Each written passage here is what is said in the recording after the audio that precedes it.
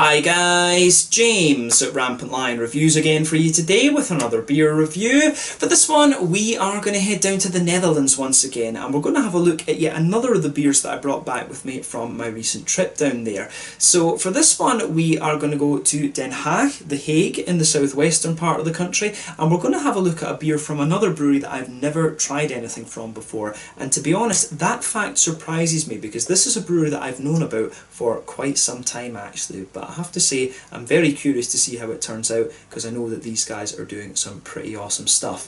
For this one then, we are going to go to Kompaan Bier for the very first time, or Companion Beer, Friend Beer, however you want to kind of transcribe their name into English. And we're having a look at the Secret Handshake Step 1 of 10 today. So this one comes in at 8% ABV, and they're describing it as a double dry hopped double New England IPA. And the Secret Handshake series is a new series of beers that they've been releasing over the course of the COVID-19 pandemic that we're having in 2020. So yeah, this is the very first instalment. From what I understand at the time of filming this review, the second instalment has already been released. I'm not sure if it is going to be all New England IPAs that comes out in this series, but it looks like it from what it says on the label. But yeah, this one should be a very, very interesting beer. As I've said to you before, I love introducing new breweries from different places here on the channel, and this is one that I know is very well thought of in the Netherlands. So I'm very, very curious to get a look at this beer as my first one from them, and I hope that you guys enjoy my take on this beer as well. A couple of shout outs to make in this video. First off to Peter at Bierwinkel in Leiden, the Netherlands, where this beer was bought. This is a brewery that he really recommended to me, and this was his one that he chose for me to review. So big shout out to him for picking out this beer for me, and do make sure you check out the link to his Facebook page in the description below. He's got an awesome shop there, lots of crazy Belgian stuff and lots of interesting Dutch craft beers, as well as various other things from around the world. You can order from his web shop, so again, make sure you check out that link in the video description. If you want to look at the shop, you can check out my out and about video that I did, and you'll see it's an awesome place. You know, if you go there as a beer nerd, you're like a kid in a sweet shop.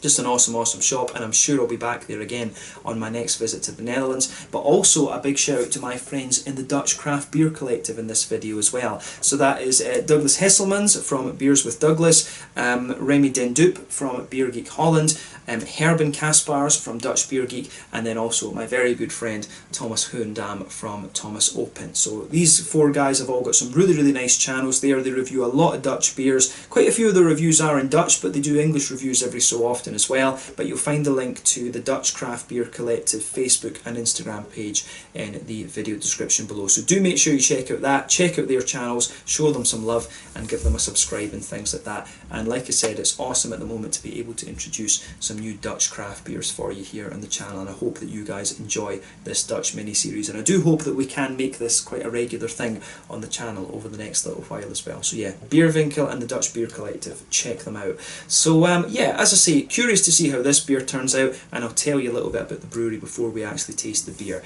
So yeah, as always, I'll tell you a little bit about the history. Like I said, if you want to get straight to the tasting, just fast forward. All the usual links are in the video description below. That's the brewery website, the link to my other reviews that I'll do in the future from Kompaan Bier. Very first time I'm trying one of their beers, as I mentioned. There's all the usual social media down there. If you want to see more reviews, do please consider subscribing to the channel. The whole channel, of course, has a geography-based tagging system, so you can go into the homepage and search for beer based on country, city, state, county, province, prefecture, whatever it is you're interested in. Do check out the playlists of beers from different countries. There is one there for all the Dutch beers that I've reviewed for you. That's being added to very regularly at the moment because I did bring back a lot with me. And as always, please do get in touch and let me know some of the other beers and breweries that you guys would like to see me review. It's always great to hear from you guys that are watching the videos, and the support that you show the channel is hugely appreciated. So anyway, on to my brewery notes then to tell you a little bit about Kompaan Bier.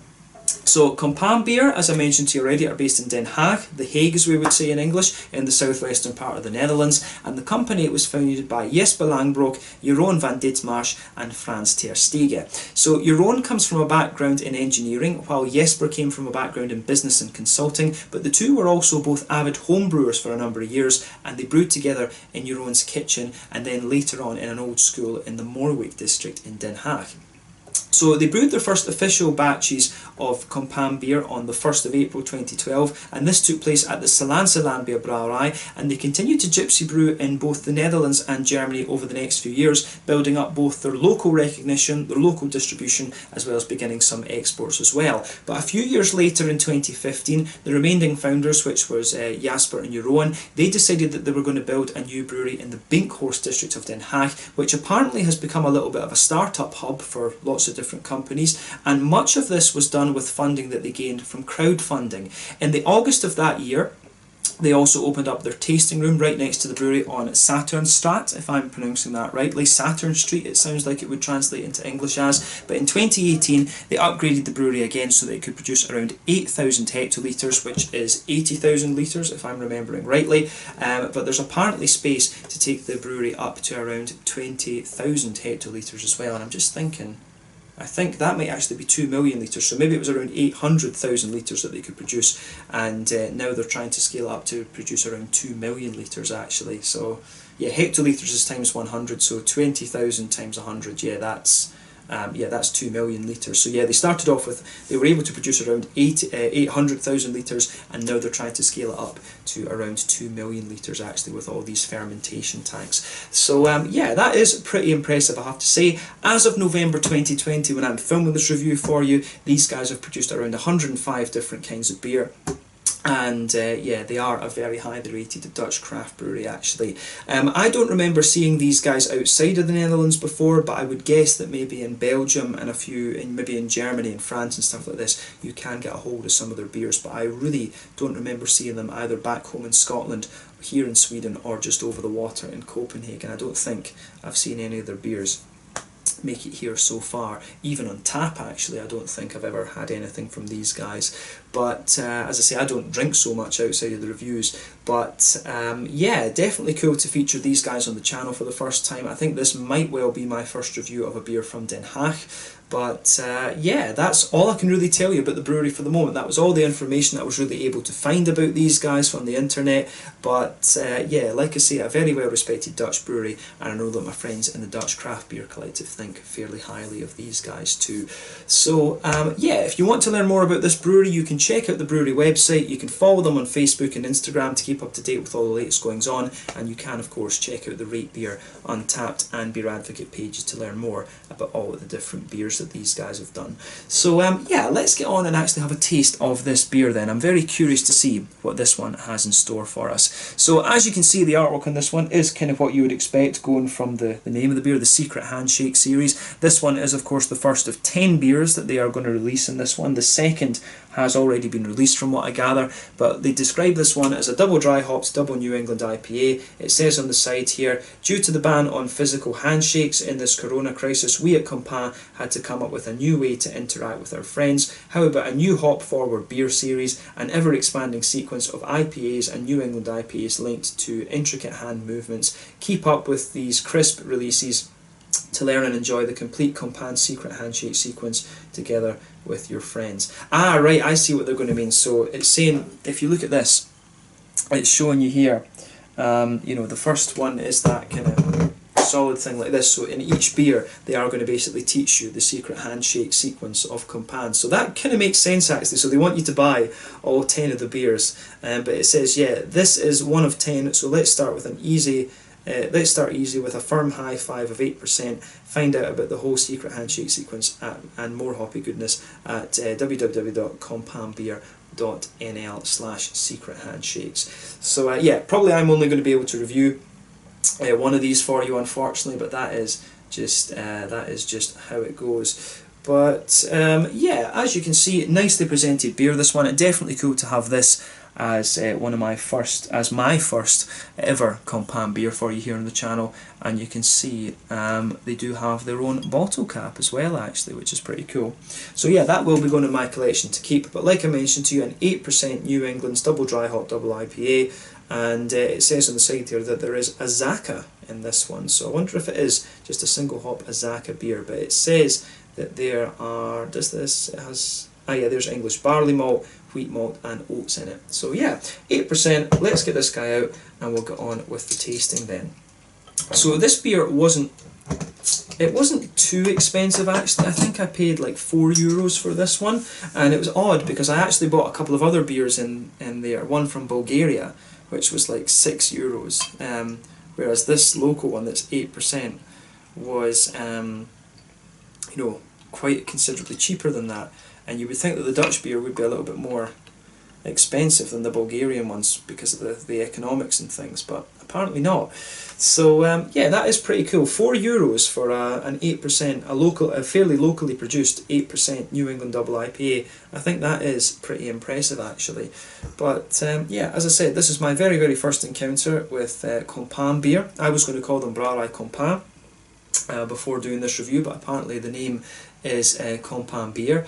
But yeah, this one looks pretty nice. So if we put the light through this beer, this is actually one of the darker and more murky New England hazies that I've come across in recent times. You can see that the beer poured with about a 1/3 half finger of a frothy, I would say quite fawn coloured head on this one. That's going to fade away to just be a very, very thin foamy layer. One or two big bubbles sticking towards the side of the glass, a few little ones going up towards the bottom of that head there, but the head is actually fading away to just be a very, very thin foamy layer. But I would definitely describe it as being a kind of cream fawny coloured head. But in terms of colour, this is definitely a kind of, it's almost like a kind of coppery mahogany colour, this one. It's definitely one of the darker kind of New England IPAs that I've come across in recent times. It's almost the same colour as some of these West Coast double IPAs that we've had quite recently.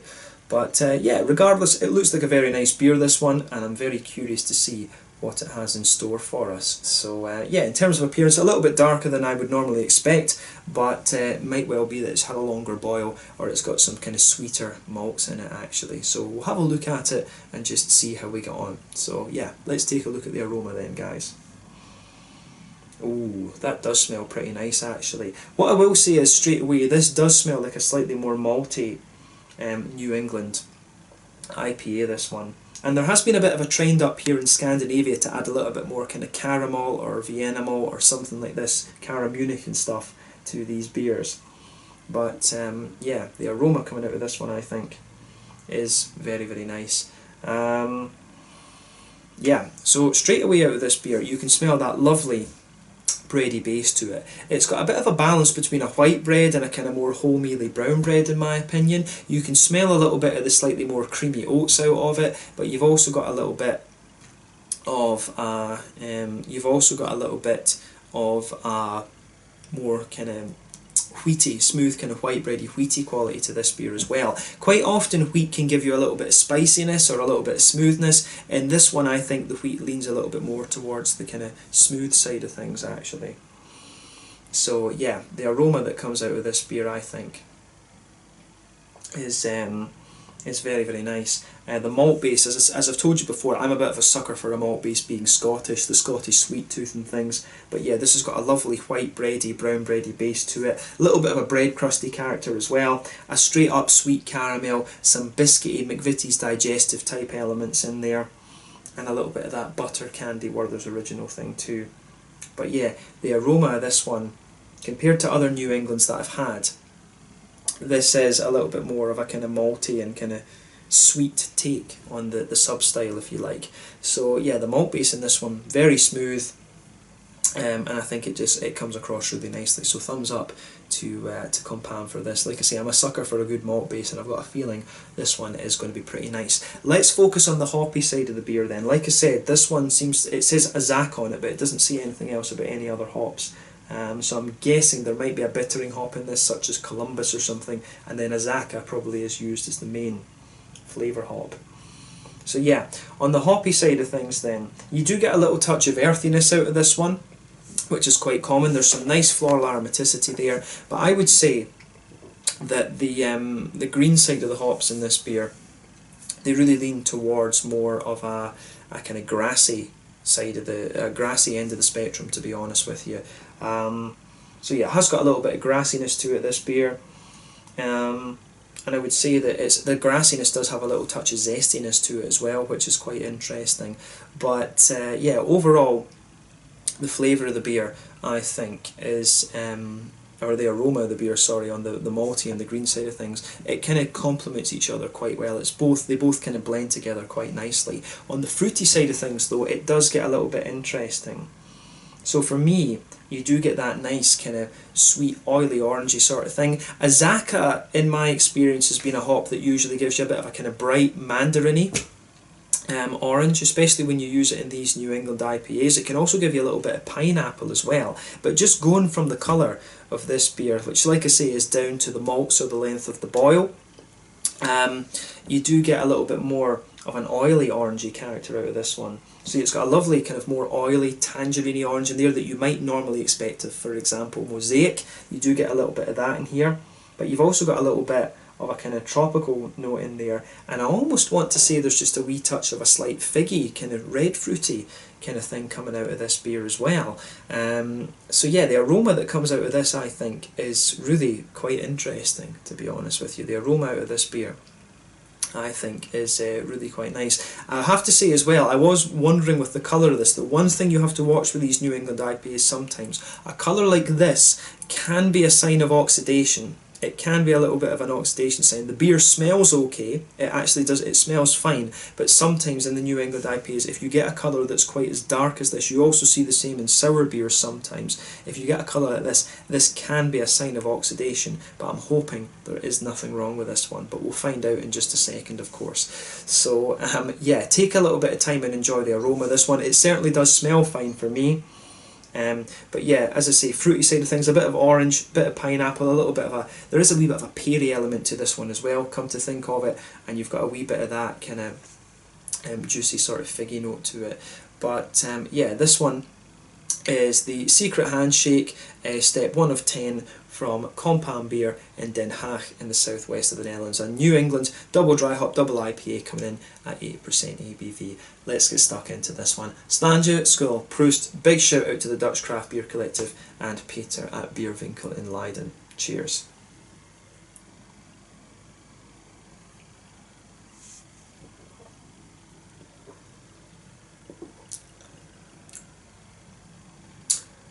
Yeah,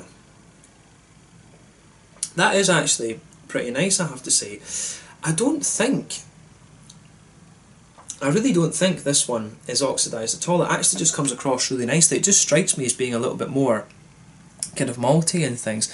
Let's have a little look at this. I very rarely do this in the videos, but let's just have a little let's just have a little look at this, because I did have the Untappd page open earlier. I just want to check the colour of these beers. But yeah, no, definitely looking at the colour of the pictures on the other ones here, this is definitely right. There's nothing wrong with oxidisation in this, and it certainly doesn't taste like that either. I'm just always a little bit cautious with these when you get a New England, a beer that's termed a New England IPA, and you get a colour like this, because as I say, that can be a sign of oxidation, but the other ones in the pictures there seem to be on the same colours as this. So this might well just be a more kind of malty leaning New England IPA, and it certainly tastes fine, because normally with oxidation you get a little bit more of, you would get almost a little bit of a sharpness out of this one, a more kind of candied type quality out of it. But yeah, this is really just a little bit more kind of malty rather than anything else. But yeah, it's certainly still in date as well. It says on the side of the bottle here, yeah, this one, it says best before June 2021. So yeah, we aren't drinking this in its freshest point, let's just say that. But Peter did tell me this one, it still was in good condition when I bought it actually, but he did tell me to drink it fairly quickly, which is what we're doing. So yeah, the flavour of this one is quite nice, but for me this is quite a malty leaning New England double IPA. But yeah, nothing wrong with it.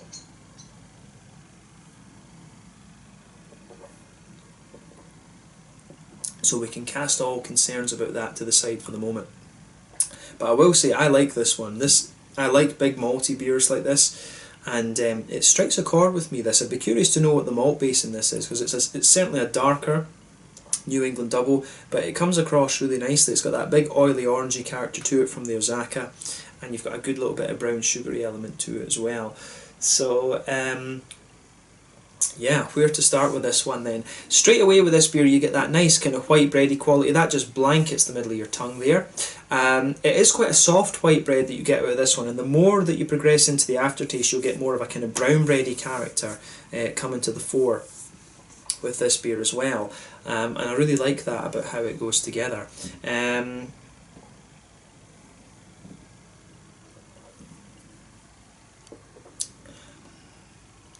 So for me,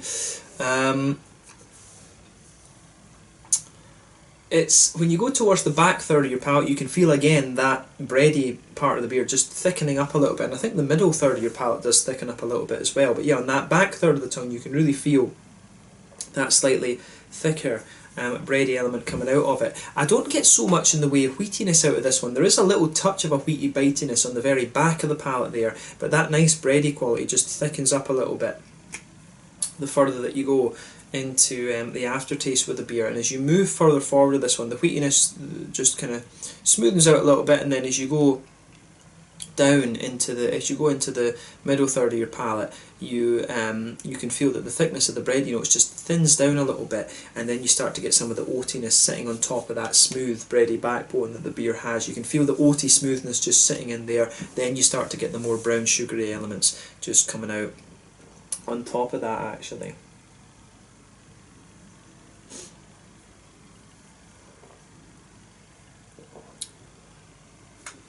Yeah, the way that this, I really like the way that the malt base goes together in this one. I mean, for 8.5%, this one, it's a remarkably kind of smooth and slick beer, actually.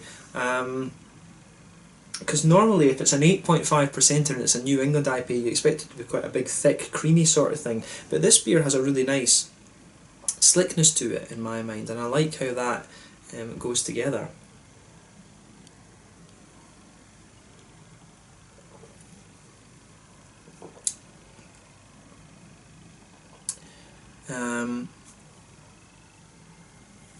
Yeah, this I really like this. I mean, it's the more and more that I drink of this, the more that I like the malt base. So, like I say, middle third of your palate, you've got that nice smooth bready that bready kind of backbone to it. You've got a nice kind of oaty sort of smooth layer on top of that. Then in the very centre of your palate, you've got a straight up sweet caramel, and then as you move further out from that centre of your palate, you start to get more of these Werther's Original butterscotchy kind of butter candy type flavours out of the beer.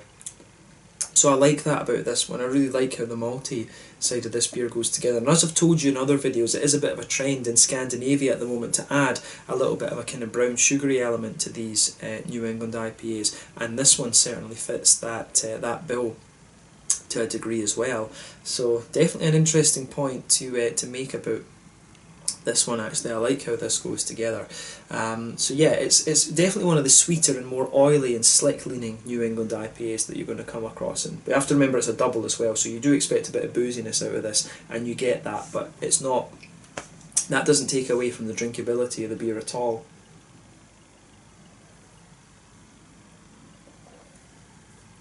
But I think 330 millilitres is definitely a good measure for this one. It is a very nice beer, this. It gets a thumbs up from me for sure.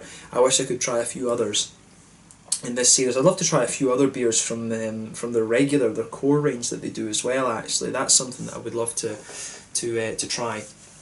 But yeah, the malt base of this one for me is really, really nice, actually. Very smooth and bready, nice oaty presence, nice brown sugary presence. Yeah, just a very smooth and quite slick malt base that you get out of this one. On the hoppy side of things then, back corners of the palate, there is a little touch of earthiness there. As you come further forward along the side of your palates there, you do get a nice kind of floral aromaticity to the beer, and then as you go round the very front curve of the palate, the grassiness for me is quite light and quite subtle. You do get a little bit of zestiness on the very tip of the tongue, but mainly the green side of the beer for me is quite subtle in a lot of ways, and I really like that about it, to be honest with you. So yeah, the fruity side of it then, as I always say to you, the fruity side of the beer comes out in that little oily bubble on the front third of your tongue. If you go towards the very back of that front third of your tongue to the border with the middle third of your palate, you've got a nice, you do have a very nice sort of, how do we say, you do get a nice little bit of a kind of smooth, cakey, white bready sort of thing to it, which I very much like. In terms of the fruitiness though, as you come further forward from it, this beer, it is really orangey leaning, and that's what you would expect of the Azacca. There is a little bit of a very slight dark passion fruity type note on that border with the beer, but yeah, as you move further forward from it, it really becomes very oily and orangey, and you would expect that. It's quite a bright orange actually, which is what you'd expect from Azacca, but there's a tropical element in there. Normally, pardon me, you would expect a little bit of pineapple or something like that from Azacca, and you can get that. So I think that this beer has something like, I've got a feeling that there might be a little bit of Cascade in this one, because you do get a little bit of that grapefruity, kind of almost figgy type flavour. So I've got a feeling that Cascade could well be the bittering hop in this one. The beer, generally speaking, is quite low bitterness, but the Azacca really shines through in this. You've got that big oily orangey character in there, but at the same time it's quite a bright orange. I've always found Azacca to be quite a bright orange compared to Mosaic, or the more oily Amarillo, of course. Mandarina Bavaria is another example. Sabro these days also has the orangey flavours. Pacifica, is it Styrian Dragon as well, I think, that's quite orangey. There's lots of orangey hops there, but for me Azacca is quite a bright one. But you do get a very nice little bit of tropical fruit in this, a sort of pineapple-y note. And for me, there's a few sort of peary, slightly appley esters develop on the front part of your palate there as well. But what I will say about this beer straight away is that it's really quite nice. This is a very oily, but still very slick New England double IPA for me, and it ticks the boxes. I really like this one. Granted, I'm not drinking this in its freshest condition. I would have loved to try this when it was, maybe a week or two after it had been stuck in the bottle, because you need a little bit of time for these beers to mellow out. But yeah, it's turned out to be a very nice example of the style. As I said, I've never seen Kompaan here in Scandinavia, back home in Scotland either. So yeah, definitely cool to be able to review this as my first beer from them. So very slick, oily, quite malty leaning New England IPA, and I love the orangey flavours that it has. So it gets a thumbs up from me for sure. So mouthfeel then. I would describe this as being like bottom end of full body. The carbonation is very smooth. For me, there's an element of oiliness to this beer. It's got a good degree of slickness and smoothness to it as well. In terms of its IBUs, this is a very low one. I think it's about 20 IBUs or something like that, maybe even less. Because it's just got a big, nice, oily, juicy fruitiness to it. It's a very low IBU beer, this one. The carbonation, I think, gives you that smoothness as well. The mouthfeel overall is quite oily. Low IBUs, the malt base, very smooth, at the same time a little bit more oily and slick, as I've mentioned earlier, and you've got some lovely, juicy, fruity qualities to this beer as well. So just take a little bit of time and enjoy this beer. It's definitely one of the more malty, caramelly leaning New England IPAs that I've had, and it's got a lovely big oily orange flavour to it in my mind too. So it gets a big thumbs up from me, and I would recommend that you try this one if you get the chance. So yeah, let's leave it at that for this review. This one was the Secret Handshakes, step 1 of 10. Yeah, a New England double dry hop double IPA from Kompaan Bier in Den Haag in the southwest of the Netherlands. Definitely cool to have this one as my first Kompaan Bier review for you here on the channel. I hope that I can review more from these guys, because if this is anything to go by, I think these guys have got a pretty solid operation down there. This is a very, very nice beer, and I hope I can try more from them. But yeah, again, thank you for watching my beer reviews. Until the next time, please like, subscribe, share, all the usual YouTube stuff. Let me know your own thoughts on this beer in the comment section below. Let me know what your favourite beers are from Kompaan Bier as well. Do let me know some other Den Haag beers and breweries that I should have a look at here on the channel, and fingers crossed we can make that happen. But this one, it was the Secret Handshake, step 1 of 10, 8% double dry hopped, double New England IPA from Kompaan Bier in Den Haag in the southwest of the Netherlands. Slange, Skull, Proust. Big shout out to Peter at Bierwinkel in Leiden and my friends in the Dutch Craft Beer Collective. You'll see another Dutch beer review very, very soon. Slange, Skull, Proust.